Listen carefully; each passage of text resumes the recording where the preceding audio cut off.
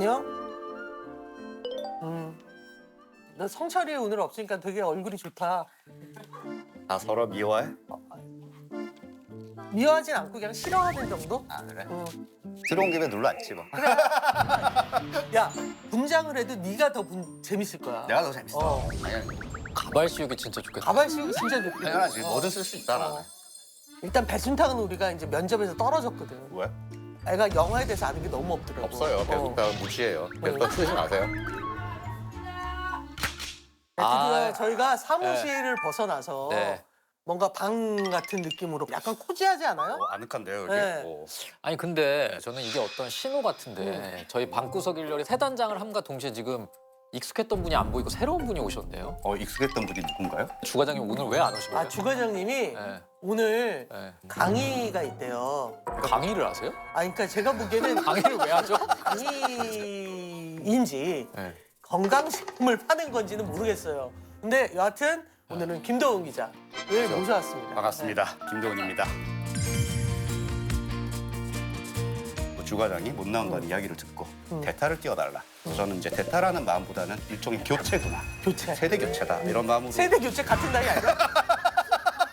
그래서 여튼 제가 이렇게 이분의 이름을 딱 전화로 듣는 순간 내가 반드시 이 자리에 나가야겠다는 생각이 들어요. 그리고 또 이분은 100대 1대의 특집 때 먼저 만난 적이 있습니다. 그쵸. 어마어마한 카리스마 그리고 그 우아함에 완전 푹 빠졌었거든요. 근데 새로운 작품을 하신 감독님하고 저희를 다시 만나러 오셨다고 합니다. 죽었는데 죽은 적이 없었다는 거네요. 돈 500에 죽은 사람이 돼버리고 노병 벗고 싶으면 이제부터 정신 차려. 난 살릴 순 없어도 다 죽일 순 있거든. 안녕하세요. 네, 들어가시죠. 안녕하세요. 네. 와, 저희 구독자 여러분들이 이 두 분의 조합을 굉장히 신선하게 생각하실 텐데 두 분에 대해서 설명을 해주시면 좋을 것 같아요. 정말 우리가 3년 전에도 그랬지만 김희애 배우님을 소개한다는 것만큼 멍청한 일은 없죠. 그러니까 그게 되게 이상한 거야. 아무도 네이버에서 김희애 배우를 검색하진 않지 않을까? 그죠? 우리나라 드라마가 가장 사랑을 받던 시기에 그 드라마를 등에 짊어지고 걸어가던 20대 배우는 그 후로도 오랫동안 수많은 영화, 드라마를 통해서 우리에게 여전히 사랑을 받고 있고 지금 그 기분 절대 잊어버리지 마.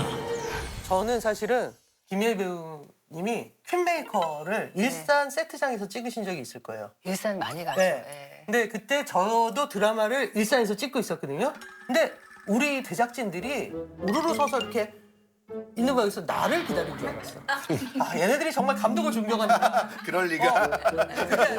희애 배우님 나오시기를 기다려. 얼굴 아, 보고. 한번 보고 싶어서. 감사하네요. 네. 아니 그리고 옆에 계시는 이 하준원 감독님은 특이한 이력이 있으신데 야, 하명도 이력은 알지. 집안 얘기할 때 그건 이력이라고 안 하지. 흥미, 진진한 얘기가 있습니다. 그게 뭐냐면 함영준 배우 겸 감독님의 아들이자 바보들의 행진 그리고 화분을 연출하신 천재 감독이죠.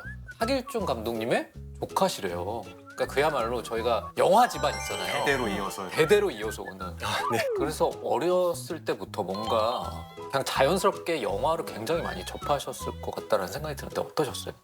뭐 7살 때는 이렇게 필름 편집하시는 거 옆에서 이렇게 자르기도 하고 뭐 집안에서 촬영도 하고 청불 영화라든지 뭐 이런 거를 가감없이 이렇게 항상 집에서 보는 환경도 있었고 아니 네. 근데 제가 그 하 감독님 형님하고도 옛날에 같은 회사에서 뭐 일을 한 적이 있는데 네. 얼굴이 정말 느껴져요. 엄청난 그 어떤 유전자? 장악력을 가진 유전자. 네, 맞아요. 네. 저도 전혀 몰랐어요. 실은 제가 감독님한테 이런 얘기 처음 드리는데요.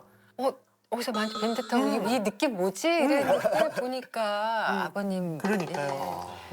그치. 함영준 감독님은 사실은 배우기도 하고 감독이기도 하지만 동시에 루미에르 극장이라고 유명한 그 극장을 하시면서 그때 거의 몇 개 없던 예술 영화 전용관 아니었나? 그랬죠. 예술 영화, 독립 영화를 엄청나게 정말 수입을 하셔서 시네필들한테는 고마운 분들 중에 한 번일 거예요. 근데 정말 그런 DNA 있잖아. 완벽한 DNA. 잘생긴 얼굴과 영화적 능력. 팬이 됐어요. 너가 안 좋은 게 하나는 있겠지. 야, 인간이 어떻게 다 좋냐? 콜레스테롤이 높으실 수도 있고 뭔가 그래, 약점 그래, 그래. 혈압이 됐습니다. 혈압이 높아. 혈압이 높아. 아, 네, 그래, 뭐 하나 있네. 자. 하준원 감독님은 한예종 영상원 출신이시고요. 졸업 작품인 원타임데이로 칠레 국제 단편 영화제에서 최우수 작품상을 수상하셨습니다. 그리고 이후에 모두가 다 아는 영화죠. 봉준호 감독과 함께 괴물의 시나리오를 공동으로 집필을 하셨어요. 이후 영화 992 어머니는 죽지 않는다의 프로듀서를 맡으시고 이번에 데드맨으로 감독 데뷔작을 내놓으시면서 충무로의 어떤 새로운 별로 떠오르시고 계시죠. 괴물 시나리오로 공동 집필하셨다라는 얘기가 귀에 딱 꽂히는데 그거는 어떻게 해서 같이 작업을 하게 되신 거예요? 아, 봉준호 감독님은 살인의 추억 전에 강사로 강의를 하셨었는데 영화를 보고 너무 충격을 먹어서 감독님을 찾아갔죠. 아, 네. 먼저요? 네. 어. 근데 이제 일주일 생각을 해보라고 그러시더라고요. 이게 다음 작품이 되게 길 것이고 굉장히 안 해본 것인데 이게 너의 인생의 3년을 투자해야 되는데 그것이 과연 옳은 일인가. 근데 같이 참여를 하고 싶다 말씀을 드리니까 그러면은 대본도 같이 쓰자 이렇게 제안을 주셔서 지금의 가족 영화로 돼 있잖아요. 근데 이제 좀 정치적인 어떤 함의가 들어있는 부분이 있잖아요. 그쪽 버전을 한번 깊게 써본 적이 있었어요. 그러니까 아, 지금 A 우리가 버전- 알고 있는 버전 말고. 네, 저는 이제 그 길로 열심히 갔지만은 최종적으로는 가족 영화로서 큰 그릇을 담는 게 좋을 것 같다는 판단을 하셨던 것 같아요. 이 작품의 시나리오를 봉 감독님한테 보여줬을 거 아니에요. 아, 물론 네. 네. 뭐라고 하시던가요? 제가 약간 모든 작품을 거의 초고를 항상 보여드려요. 근데 이번에는 뭐 들어갈 수 있겠다. 찾아받을 수 있겠다. 오, 그거 제일 좋은 말이에요. 배우들이 이거는 붙겠다. 뭐 이런 아, 읽어봤을 때 딱. 이건 배우들한테 돌려도 된다. 뭐 이런 어떤 사인을 주시는 게 굉장히 사실은 큰 힘이 되죠. 예, 예. 좁디 좁은 곳에서 의식을 찾았습니다. 뺨 위에는 지네 한 마리가 지나가고 손가락은 지문을 다 뜯어놨군요. 안에서 보기에 이 정도 크기의 공간이라면 아마도 네, 관속이었습니다. 영화 데드맨의 시작입니다.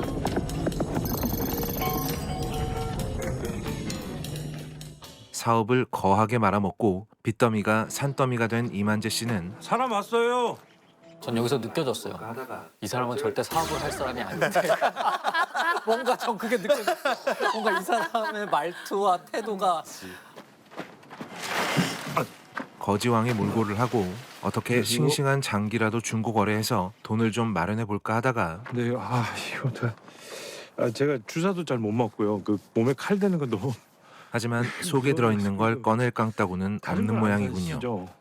이름 예? 이름 팔아 그럼. 그래서 이만재 씨는 이름이요? 이만재라는 이름을 팔기로 합니다. 어떻게 팔아요? 그러니까 이만재 씨는 직업 바지 사장이 된 겁니다. 원래 잘 나가던 세일즈맨인 이만재 씨는 또 이 바닥에서 말씀 제일 잘 나가는 바지 중에 왕 바지 사장이 됩니다. 그러나 자기 명의로 온갖 불법적인 사업을 벌였으니 뒤통수가 산뜻할 리가 없습니다. 와, 이게 계약서라는 걸 작성해 보신 분들은 저게 진짜 나는 공포스럽더라고요. 그렇지. 내 인감으로 계속 저렇게 뭔가를 찍는 저 씬이 진짜 공포스럽더라고요.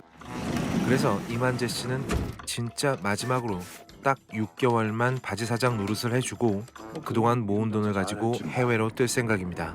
새 인생을 살 계획이었죠. 이제 그만 안 난다. 만재 씨를 공항으로 불러낸 쩐주. 그러니까 진짜 사업자가 다짜고짜 이만재 씨의 핸드폰을 부수고 그를 비행기에 태워 해외로 빼돌립니다. 2만 불이야. 딱 한 달만 버텨.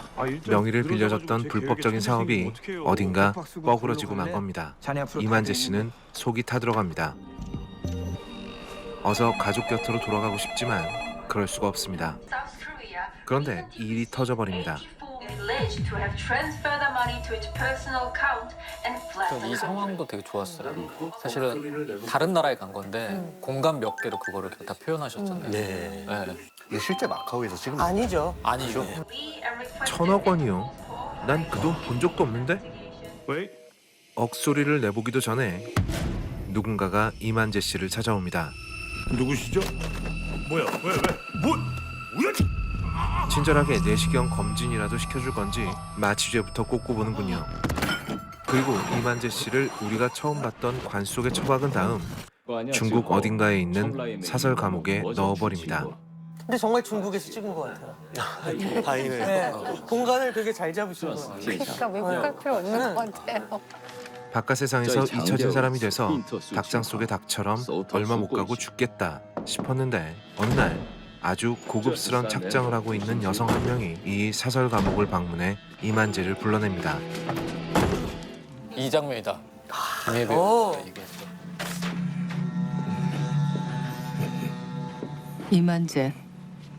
이만재 맞아? 혹시 칭찬해 주려고 부르는 건가요? 칭찬이 아니라 특급 싸다구군요.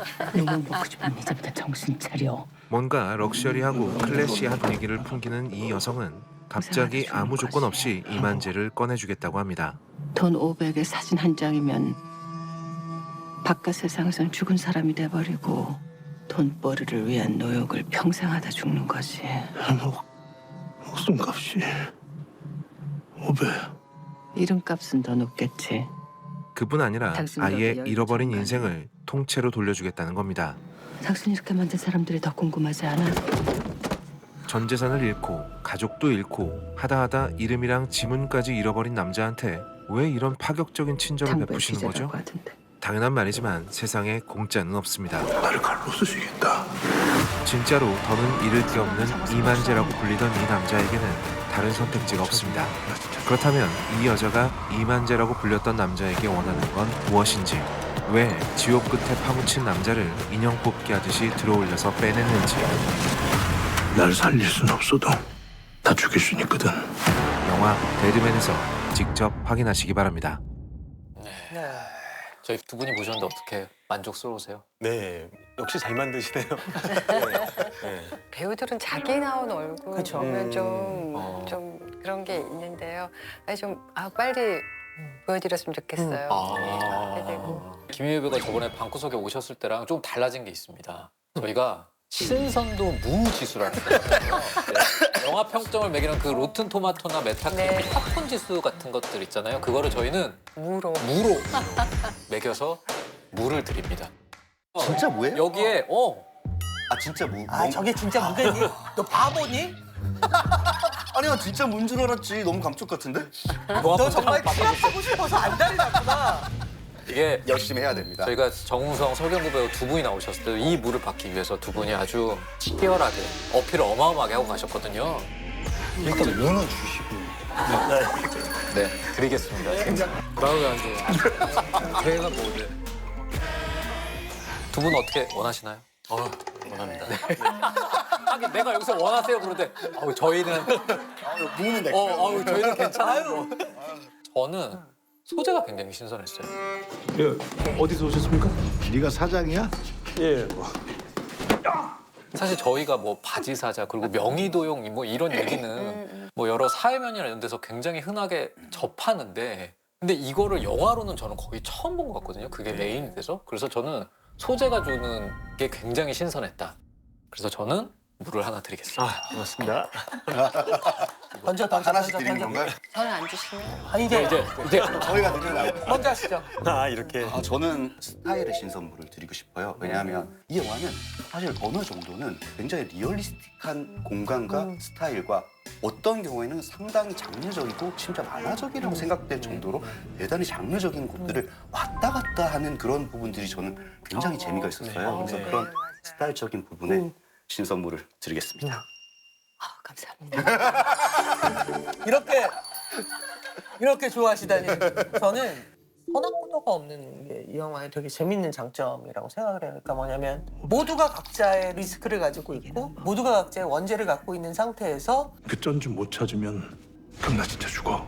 옳기 위해서 싸우는 것이 아니라 살기 위해서 싸우는 어떤 것들이 굉장히 신선하다. 그 장르적 신선함이 있다고 생각을 해서 저도 물을 하나 드리겠습니다. 네, 맞아요. 그러면 이제 이번에는 이제 두 분께서 직접 우리 작품은 이런 게 신선합니다라고 소개해 주면 좋을 것 같아요. 그 대답이 만약에 좋다면 물을 더 드리도록 쟤는 하겠습니다. 저무가 지건 줄 아는. 되게 생겼네. 어쨌든 제 옆에 생긴데 있으니까요. 애가 보면 저는 사실 캐스팅 단계 때부터 조진웅 배우님과 김희애 배우님 두 분을 한 화면에서 보실 수 있는 게 굉장히 신선하실 것이다. 거기에 신선물을 어떻게 하는 거죠? 그래야겠네. 아, 네, 제가 이거 근데 되게 제가 드물거든요. 궁금한 게 이렇게 막 해보신 건 아니죠? 절대 아닙니다. 그렇죠. 예, 절대 감사합니다. 아닙니다. 그냥 이건 다 가지세요. 절대 아닙니다. 그렇죠. 예, 절대 감사합니다. 아닙니다. 네, 네. 절대 아닙니다. 2019년 4월 7일 사망. 죽었는데 죽은 적이 없었다는 거네요. 다른 걸 안 사시죠?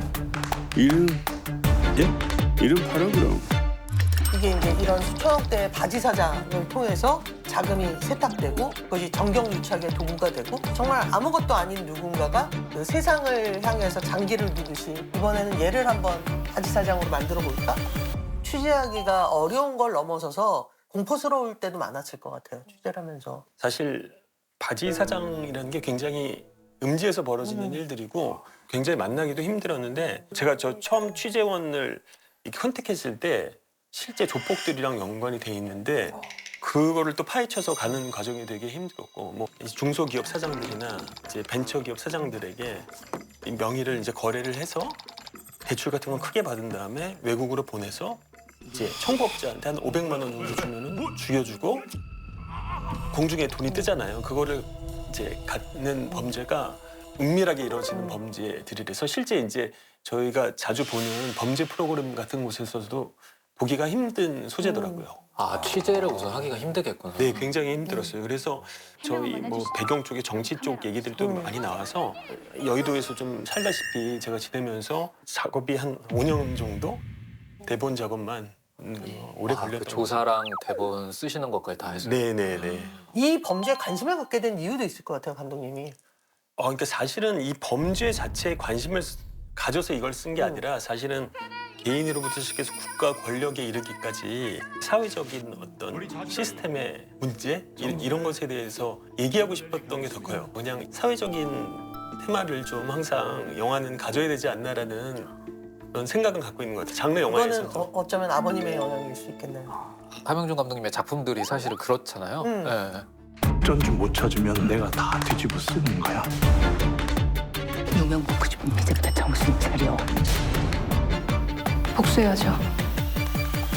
이 영화가 사실 소재라 어떤 구성도 좋지만 이 개성 있고 뭔가 만화적인 캐릭터들. 캐릭터가 너무 풍부하잖아요. 네. 이 영화는 바지 사장으로 1,000억 원의 행령 누명을 쓰고 중국의 사설 감옥에 갇힌 만재 그리고 만재 앞에 나타나서 목숨값을 담보로 위험한 제안을 하는 정치 컨설턴트 심여사 그리고 만재 때문에 아버지가 죽었다고 생각하는 딸 공희주 이 세 캐릭터가 그걸 이끌어갑니다. 그러니까 어떻게 보면 세 캐릭터가 각자 서로 다른 생각을 가지고 있음에도 불구하고 서로를 조금씩 이용해 가면서 결과적으로 결말로 달려가는 그런 이야기거든요. 필요에 의해 만나야 되는 거죠. 그렇죠. 이게 퀸메이커에서도 비슷한 역할을 하시잖아요. 그러니까 퀸메이커는 좀 컨설턴트라고 하기엔 좀 더 그보다는 큰 그렇죠. 캐릭터지만. 거기서는 제가 이제 대기업의 해결사였는데 본의 아니게 저를 그 정치 컨설트화해서 이렇게 변하는 과정을 이렇게 보였었고 여기는 이미 모든 판을 뒤흔드는 시작부터 대단한 건물이고 큰 손이고 완전히 레벨이 다른 그래서 것 죽인 같아요. 거예요, 당신. 네. 그러니까 이 영화에서 희애 배우님이 맡으신 캐릭터가 과거가 그렇게 많이 설명되는 캐릭터는 아니에요. 아니죠. 네. 아닌데 어떤 친구인지 막 느껴지잖아. 그러니까 아마도 꽤 명문가에서 태어나서 애초에 이거와 상관없는 어떤 걸 하다가 어떤 모멘텀에서 갑자기 정치를 바꿔야겠다고 결심한 거잖아. 뭔 수단을 쓰건 난 애초 약속대로 황희연만 잡아뜨리면 돼. 그러니까 어떻게든 정부부터 찾아와. 최종 빌런으로 갈 수도 있는데 네. 어떤 선들을 이렇게 명백하게 잘 갖고 있는 캐릭터? 특히 저는 이 영화 속에서 스타일이 굉장히 재미있었어요. 왜냐하면 제가 생각하는 그리고 최근에 유행하는 어떤 올드머니라는 그 트렌드를 어떻게 보면 정확하게 짚어주는 그런 옷들을 입고 나오시더라고요. 그래서 그런 스타일 같은 것들은 어떻게 선택을 하셨는지 그게 되게 궁금했어요. 저는 뭐 그렇게 패셔니스타는 아닌데 좋게 봐주셔서 감사한데요. 이제 이번 역할은 좀 오히려 올드머니룩보다는 조금 더 이렇게 화려하게. 좀 오버해서 볼드한 액세서리도 많이 하고 저희가 상상할 수 없는 그 파워를 갖고 있어요. 어이, 그래서 하여튼 이 꾸미고 이 외적으로 이렇게 분장하는 게 굉장히 좀 너무 재밌었어요. 그 배우들은 뭐 예쁘게 나오는 것도 좋지만 그보다 더 좋은 거는 자기와 완전 다른 모습을 보이는 거를 갈망이 있잖아요, 갈증이. 근데 이번 역할이 그랬어요. 그래서 너무 신나가지고 했죠. 그래서 저는 연기하실 때 이 캐릭터를 분석하시고 연기를 하셨을 텐데 이 부분에 가장 중점을 둬야겠다라고 생각하셨던 부분이 있었을 것 같은데 그게 어떤 부분일까요?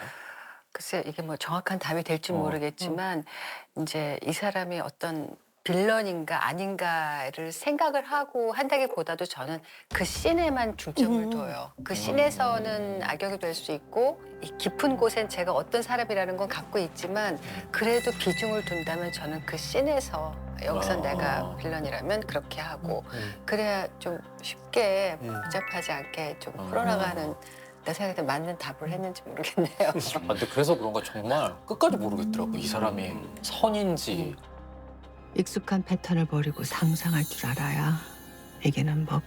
그런 캐릭터를 김혜 배우에게 그 책을 줬을 때 어떤 마음이었어요? 그러니까 의외로 배우들 많습니다. 네. 희애 배우님 또래 이게 역할을 하시는 배우들 되게 많아요. 네, 재밌는 일화를 말씀드리면은 선배님한테 말씀드린 적은 없는 것 같은데 사실 저는 해주실 거라고 생각도 못했고 근데 저희 제작자 대표님께서 선배님 말씀을 꺼내는 거예요. 그래서 제가 대표님한테 일주일만 시간을 달라.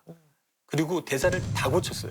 딱 일주일 동안 그냥 선배님을 생각하면서 이 과연 해주실까 이런 마음이 너무 컸기 때문에 이건 내가 끝까지 한번 내가 최선을 다해보겠다. 그리고 이제 그렇게 해서 대본을 드렸는데 너무 빨리 답을 주셔가지고 최고의 캐스팅이 된 거죠. 불러주셔서 감사해요. 힘들습니다. 아니 이게 진짜 유니크한 역할이긴 해요. 사실 굉장히 유니크하지. 한국 영화에서 여성 캐릭터가 이런 역할을 맡는 거를 저는 본 적이 왜냐면 없는데. 대부분 남성들이 그렇죠. 이런 캐릭터를 남성 맡지. 캐릭터들이. 네. 너무 저의 그 세대의 배우가 할 수 있는 작품 역할로는 너무 귀하죠.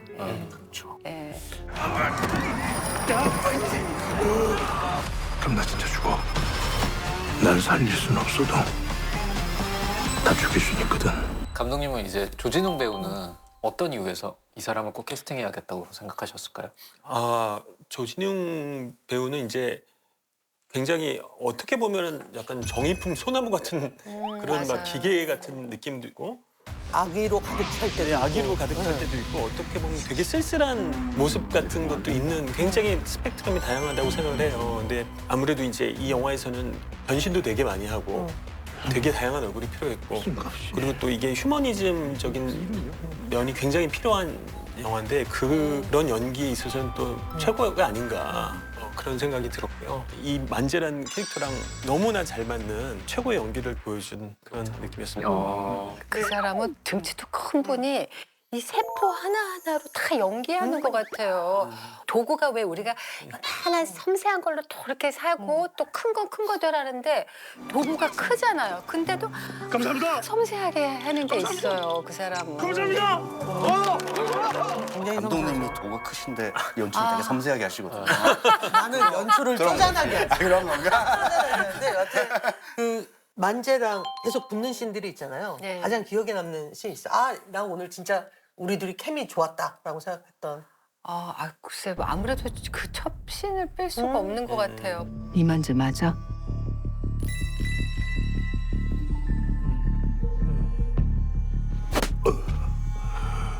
요명 벗고 싶으면 이제부터 정신 차려. 우선 등장도 강렬했는데 만나자마자 따기를 때리시잖아요. 굉장히 찰지게. 근데 궁금하더라고요. 그게 한 번에 오케이가 나나요? 정말 그런 거 궁금해. 뭐 잘못돼서 뭐 네. 다시 테이크한 건 아니고 그냥 네, 좀 그쵸.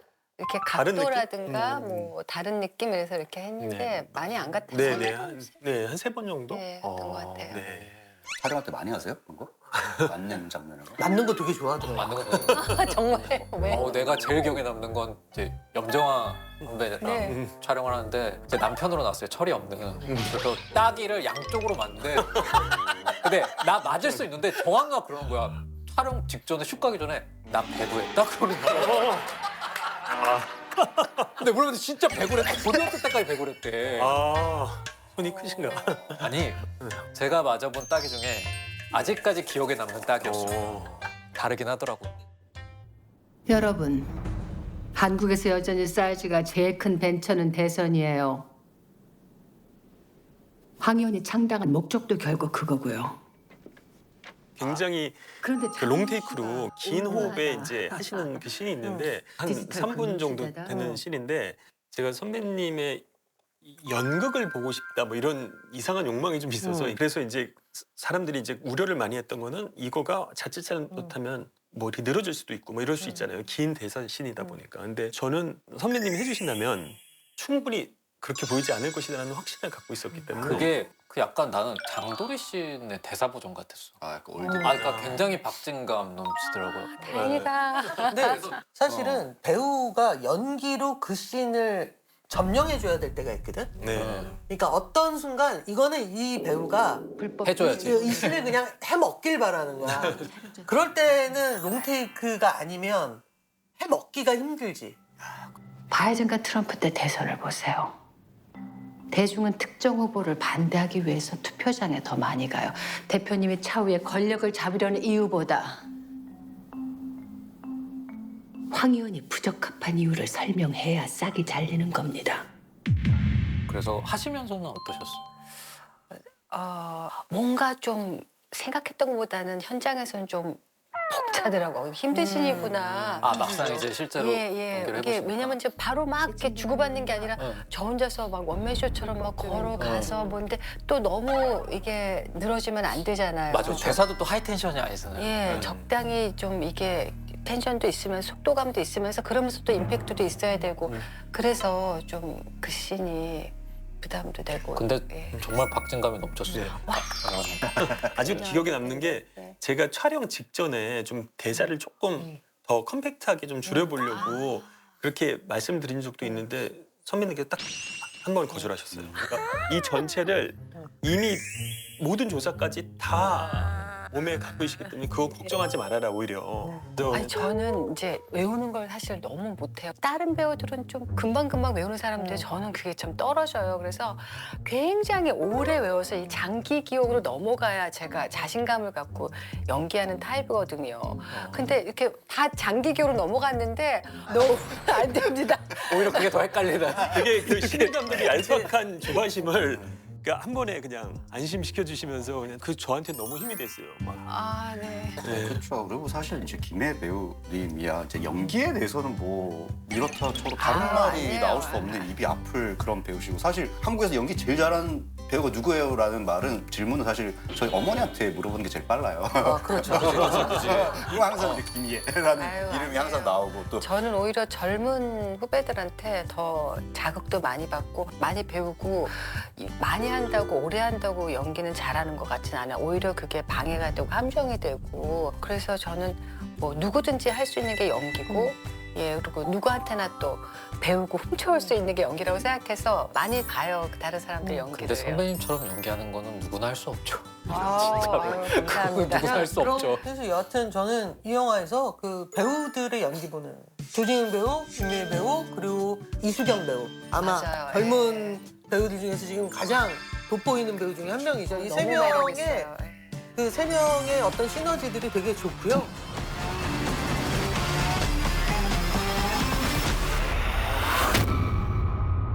그래서 저는 사실 이 설 연휴에 개봉하는 이 데드맨을 많은 분들이 보셨으면 좋겠거든요. 네. 근데 저희가 이제 이게 유튜브로 옮겨오면서 공약이 생겼어요. 이게 네네. 뷰를 달성하면은 여기 출연하신 분들이 어떤 걸 해주겠다고 공약을 하는데 참고로 정재영 감독님 아시죠? 네네. 네, 정재영 감독님하고 허성태 배우님은 20만 조회수를 넘었을 때 두 분이서 코카인 댄스 아세요?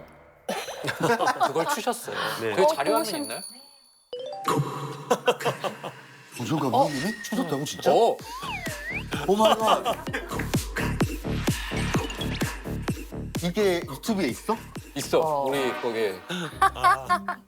대박. 저게 영화 우리 프로그램에 도움이 됐는지 모르겠어요. 라는 생각은 두 물론 분은 있습니다만 만약에 저희 컨텐츠가 20만 조회수가 넘었을 때 어떤 공약을 하실 수 있을지. 아 저희 또 이렇게 영화 홍보를 위해서 이런 자리를 또 마련해 주셔서 저희가 방구석 1열을 홍보할 수 있는 릴스를 하나 오. 찍어서 감사합니다. 보내드리면 어떨까요? 예. 오, 감독님. 아, 네. 잘하실 것 같아요. 이제 저희가 최종 신선도 무 지수를 매겨야 되는데 저희가 5무 만점인데 네. 저는 개드맨이 정말 잘 됐으면 좋겠거든요. 네, 감사합니다. 아, 자, 한개더 새해 복 많이 주세요. 받으시라고. 드리겠습니다. 감사합니다. 데드맨이 된 만재와 정치 컨설턴트 심여사가 만난 장소는 1번 영국 왕립학교, 2번 중국 사설 감옥, 3번 제주 해녀의 집, 4번 일본 이자카야, 5번 파리 베이커리입니다. 대부분 바지 사장은 일본 이자카야. 이자카야지. 야, 바지 사장도 이자카야 좋아해. 댓글로 정답을 남겨주신 분들께는 추첨을 통해 영화 관람권을 보내드립니다. 이번 설날엔 배드맨과 함께.